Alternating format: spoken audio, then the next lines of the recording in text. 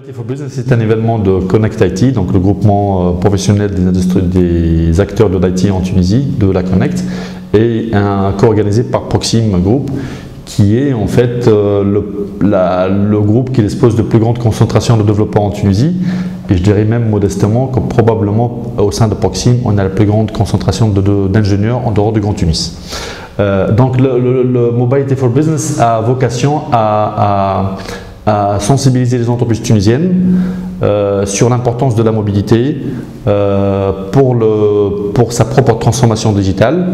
La Tunisie ou l'entreprise tunisienne a malheureusement loupé le virage e-commerce, mais l'entreprise tunisienne aujourd'hui ne peut pas louper le virage mobile. Et en fait, l'importance de l'événement, c'est qu'on va venir avec des cas concrets de succès qu'on a pu réaliser. Beaucoup d'entre eux sont à l'étranger, mais qui sont faits par des entreprises du groupement 100% tunisiennes. Donc on viendra avec du retour d'expérience sur par exemple comment la mobilité a aidé à donner aux commerciaux sur le terrain des manières de vendre mieux, de concrétiser plus vite une vente. Ou comment la mobilité peut aider les techniciens, les réparateurs de PC ou quelque part à mieux gérer son trajet, à mieux être optimal pour que la réparation se fasse au meilleur tarif au bon moment. Également, la mobilité, ça permet à des acteurs, des marques, d'avoir une véritable relation avec, on sait qu'en Tunisie on a une spécificité ou une chance ou une spécificité que beaucoup de nos marques ne vendent pas directement, ils vendent à travers des points de vente qui restent en fait, qui restent d'une manière qui présentent à peu près 80% du marché en Tunisie. C'est une chance, je l'estime, mais par contre pour une marque, elle n'a pas de visibilité sur comment les ventes se font. Les camionneurs qui partent en nature, ils ne savent pas réellement où est-ce qu'ils vendent, ni est-ce que réellement les produits sont présents suffisamment sur le territoire. Et également, comment on pourrait profiter de ces points de vente-là pour que l'on remonte plus facilement les souhaits de consommateur final ou des précommandes. Donc en fait, on parle de ce qu'on appelle le DSD, donc Direct Store Delivery, et c'est un des exemples concrets de comment ces solutions-là ont permis à des marques, des consumer package goods, de gérer leur livraison de bout en bout. On va également avoir une session qui parlera de l'apport de la mobilité pour les institutions financières et les banques et les assurances. Donc on parle de mobile marketing, on parle de mobile banking, bien sûr, les transactions bancaires, mais également du mobile marketing.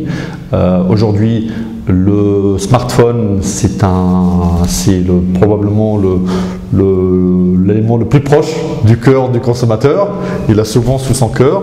Donc en fait, comment utiliser ça comme une sorte de cheval de Troie pour que une marque, une banque, une institution financière puisse avoir une relation intime avec ses clients et en proposant des services personnalisés, parce que les consommateurs sont de plus en plus demandeurs d'offres personnalisées qui doivent arriver au bon moment du vie du consommateur. Donc voilà, il y a un chapitre par rapport à un tour d'expérience sur ce volet-là.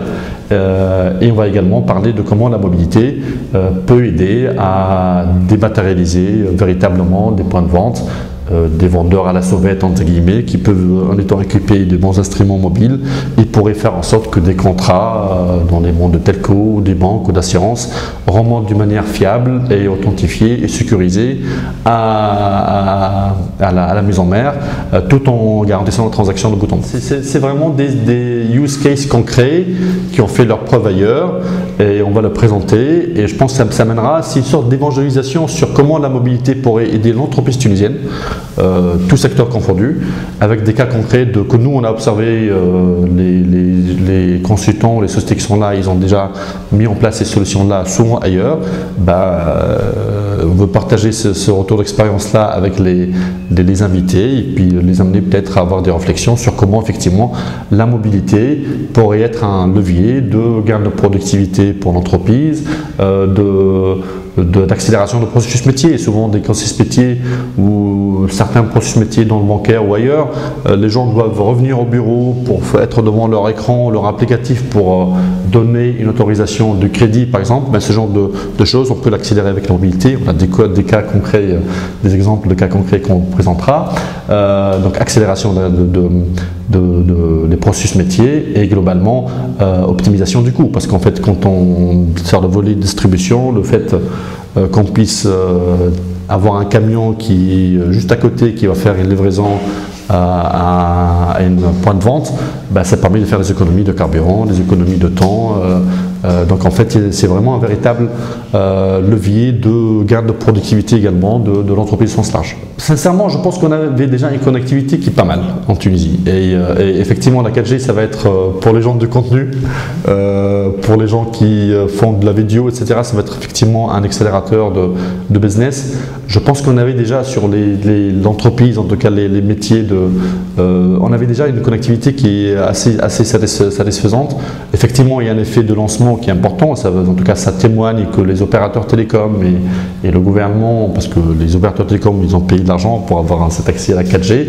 Donc évidemment, il va être à l'écoute de solutions aux entreprises qui vont permettre de rentabiliser cet investissement-là. Donc je le vois plutôt comme, voilà, ça veut dire que les acteurs de l'industrie ils vont être plus à l'écoute d'applications de contenu au sens large, parce que les applications métiers, les applications qu'on propose en tant qu'entreprise IT, c'est du contenu qu'il doit venir au-dessus de cette infrastructure télécom qui est déjà satisfaisante, qui forcément sera meilleure avec la 4G, mais c'est plutôt la 4G, je le vois comme étant l'obligation de ces acteurs-là de rentabiliser cet investissement-là, et ça passera forcément en incitant l'entreprise tunisienne à avoir des usages mobiles et des applications mobiles.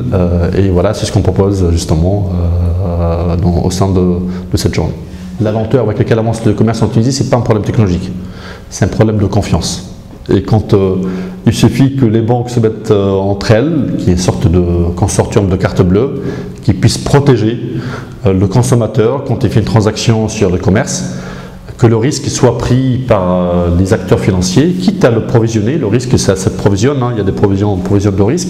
Si ça s'est fait, je pense que ça permettra de booster le e-commerce, parce que le consommateur tunisien, je pense qu'il est vraiment demandeur de ce genre de choses.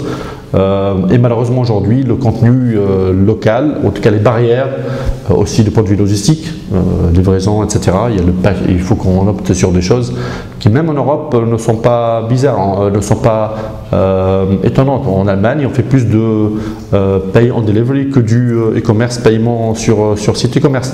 Donc il faut qu'on arrive à adopter des solutions de paiement globalement et surtout qu'on protège le consommateur, parce que c'est ça donc le consommateur se sent en confiance, et ça c'est les acteurs de la finance, les banques, qui doivent jouer le jeu, parce qu'en fait c'est elles qui ont le plus à gagner en prenant un peu plus de risques.